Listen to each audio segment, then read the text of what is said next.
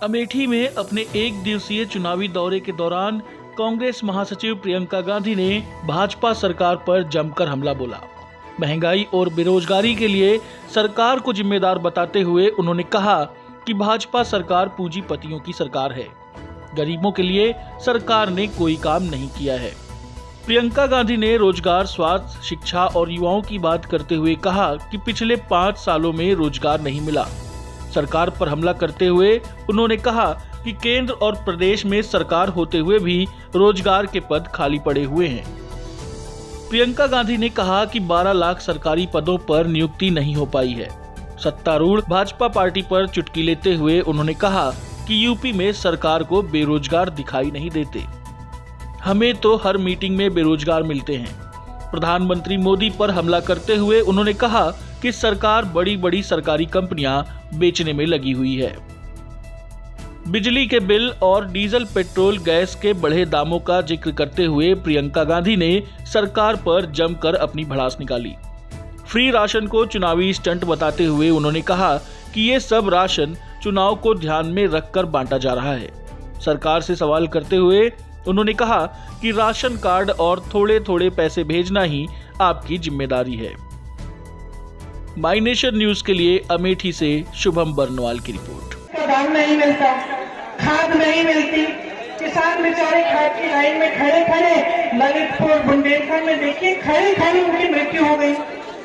कई किसान हैं जो आत्महत्या कर लिए क्योंकि उपज का दाम नहीं मिल रहा है। छुट्टे जानवर की इतनी बड़ी समस्या है, सुबह शाम मेहनत करनी पड़ती है, चौकीदारी करनी पड़ती है अपने खेतों की, कमाई नहीं हो रही है, खाद नहीं मिल रहा है, तो किसान भी बहुत परेशान है। अब इसके बारे में क्या कहती है सरकार? प्रधानमंत्री मोदी जी उत्तर प्रदेश में चुनाव प्रचार के लिए आए 4-5 दिन पहले। उन्होंने कहा कि ये जो छुट्टे जानवर की परेशानी है, की समस्या है, इसके बारे में मुझे आज संज्ञान है। अभी पता चला है कि उत्तर प्रदेश के जितने भी किसान हैं वो इस समस्या से जूझ रहे हैं। अब बताइए, पिछले चुनाव में मैं यहाँ आई थी 2019 में, मैंने जब भाषण दिया यही जगदीशपुर में, तब मैंने कहा था कि छुट्टे जानवर की बहुत बड़ी समस्या है, इसको सुलझाने का काम होना चाहिए। कांग्रेस के हर नेता ने कहा। 3 सालों में मैंने मुख्यमंत्री जी को चिट्ठियां भी लिखी कि देखिए बहुत बड़ी समस्या है, इसका कुछ करिए, किसान जूझ रहा है। अब कह रहे कि हमें मालूम ही नहीं था।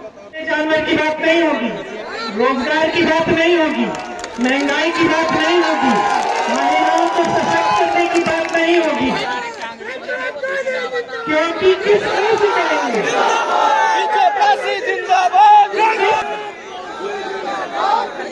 मैं आपको बताना चाहती हूँ कि जब रोजगार की बात करते हैं, कांग्रेस पार्टी ने पूरा एक युवाओं के लिए एक पूरा भर्ती विधान निकाला है। हम कह रहे हैं 20 लाख रोजगार हम देंगे, लेकिन हमने उसमें लिखा है कि ये 20 लाख रोजगार आएंगे कहां से?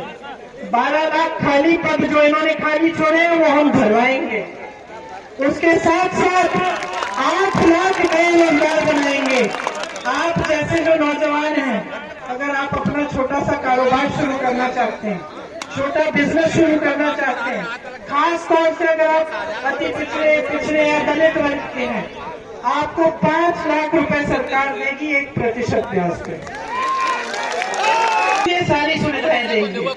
वहां पे अगर नौजवान उस हुनर का इस्तेमाल करके एक अपना कारोबार शुरू करना चाहे, हम उसको पूरी सुविधाएं देंगे। हम नए रोजगार पैदा करेंगे। हम कह रहे हैं कि जो छोटे दुकानदार हैं, जो छोटे बिजनेस हैं, जिन्होंने तमाम परेशानियां झेली है पिछले 5 सालों में, हम समझते हैं कि उनका कितना दुख है, हम समझते हैं कि कितना संघर्ष किया है आपने। इसीलिए जो कोरोना के समय आपका बकाया था बिजली के बिलों का, वो हम साफ कर देंगे।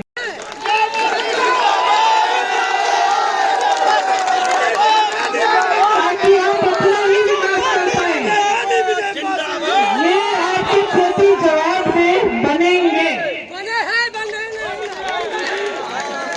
ये काम करके दिखाएंगे, ये अपनी जिम्मेदारी को समझते हैं। ऐसी राजनीति को आगे बढ़ाइए। बहुत हो गया है, बहुत देख लिया है आपने। भाजपा की राजनीति को, बहुत नकारात्मक राजनीति है। आपके जज्बातों को इस्तेमाल करना चाहते हैं बस ये कि आपके प्रदेश में कितनी ज्यादती हो रही है, आपके साथ कितना अन्याय हो रहा है, और इस समझ के साथ, इस विवेक के साथ आप जाकर अपना वोट डालिए। कांग्रेस पार्टी को जिताने से आप अपनी ही भविष्य को मजबूत करेंगे। आपको बहुत बहुत धन्यवाद। और ध्यान से आपने बातें सुनी। मेरी आशा है कि आप इन सब बातों को मन में रखते हुए ही पोलिंग के दिन अपना वोट देंगे। बहुत बहुत धन्यवाद। 18 लाख खाली पड़े हैं।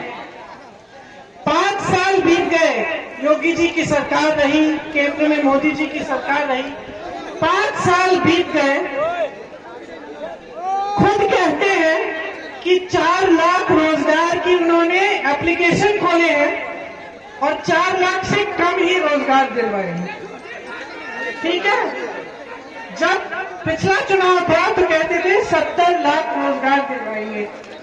सच्चाई ये है कि 12 लाख पद खाली है, उनमें से मात्र 4 लाख की एप्लीकेशन भी खोले गए हैं और बाकी सारे खाली के खाली पड़े हैं। मैं पूछना चाहती हूँ, क्या उत्तर प्रदेश में आपको 12 लाख बेरोजगार नौजवान नहीं मिले? मुझे तो हर मीटिंग में मिले, इस मीटिंग में हजारों होंगे। तो उन्होंने रोजगार नहीं बनाए। अच्छा ठीक है, सरकारी पद नहीं भरे। एनटीपीसी जो अमेठी लाइब्रेरी दोनों में लगवाई थी कांग्रेस पार्टी ने, इनका क्या कर रहे हैं? ये कुछ को बेच डाले, कुछ बेचने की योजना कर रहे हैं। रेलवे, बीएचईएल, एनटीपीसी, नाम लीजिए, बेचने की योजना हो रही है या तो बिक रहे। किसको बेचे? अपने बड़े बड़े उद्योगपति मित्रों को। तो ये जो दूसरा रोजगार जो छोटे दुकानदार हैं, छोटे बिजनेस वाले जो यहाँ जगदीशपुर में तमाम है, छोटे छोटे मैन्युफैक्चरिंग के यूनिट, छोटा अपना बिजनेस शुरू कर लिया, इससे बहुत रोजगार बनता है। इनको भी आपने खत्म कर डाला। नोटबंदी की, जीएसटी ठोक दी, उसके बाद कोरोना में लॉकडाउन अचानक कर दिया। बेचारे छोटे दुकानदार, छोटे बिजनेस वाले बिजली के बिल भरते रहे, कर्ज में डूब गए, कोई राहत नहीं आई सरकार से। तो जो 3 जगह थे जहां से रोजगार मिल सकते थे, सरकारी पद जो खाली है, जो बड़ी बड़ी संस्थाएं थी, और जो छोटे दुकानदार, छोटे मैन्युफैक्चरिंग के यूनिट है, उनको तकरीबन आपने सारों को खत्म कर डाला। और पुलिसकर्मी ने 10 दिन के अंदर अंदर एफआईआर अपराधियों के खिलाफ दर्ज नहीं किया तो उनका सस्पेंशन का कानून लाएंगे।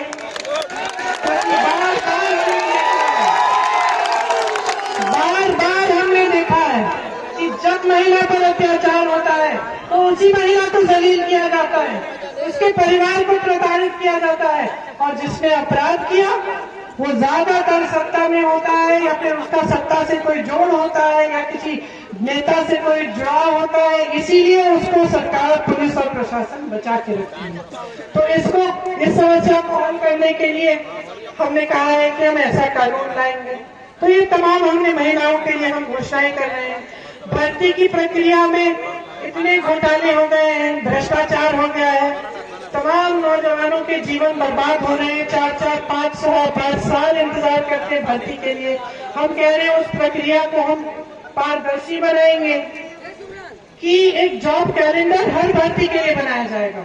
आपकी परीक्षा कौन से दिन पे होगी, उसका रिजल्ट कब आएगा और आपकी नियुक्ति कब होगी। आज स्थिति है कि आप परीक्षा देते हैं, अगर बाई चांस वो परीक्षा रद्द नहीं हुई या उसका पेपर लीक नहीं हुआ,